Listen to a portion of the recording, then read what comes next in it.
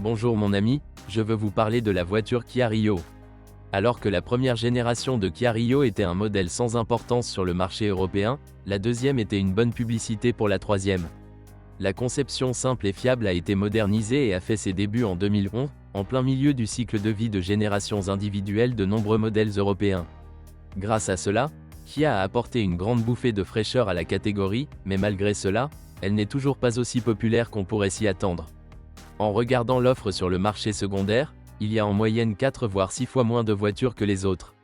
Est-ce sous-estimé? Pas nécessairement. Les clients ne se plaignent pas de cette voiture et n'en font pas l'éloge. Le corps, d'un peu plus de 4 mètres de haut, s'inscrit dans la classe moyenne. L'intérieur peut accueillir 4 adultes, mais le coffre est plutôt modeste. La plus grande propose une berline, assez attractive visuellement, bien qu'étroite, typique du segment B. La voiture était propulsée par une petite gamme de moteurs. Les moteurs essence appartiennent à deux familles. Le plus petit 1.2 est la famille Kappa et le plus grand 1.4 est la famille Gamma. Néanmoins, ils sont techniquement similaires. Les deux sont à aspiration naturelle, avec une chaîne de distribution et, surtout, sans aucun problème. C'est pareil avec les diesels.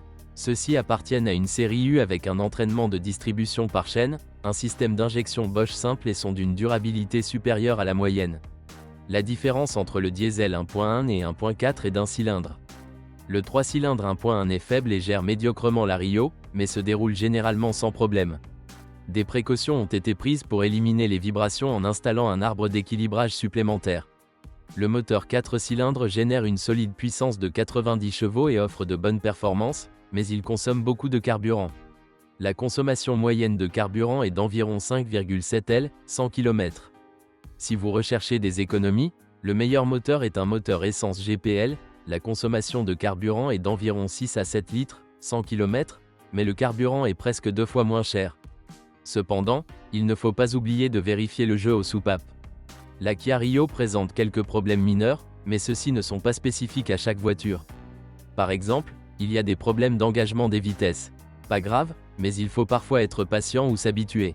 L'avantage est que la voiture ne dispose de roues bimasse dans le système d'entraînement, quelle que soit la version de moteur.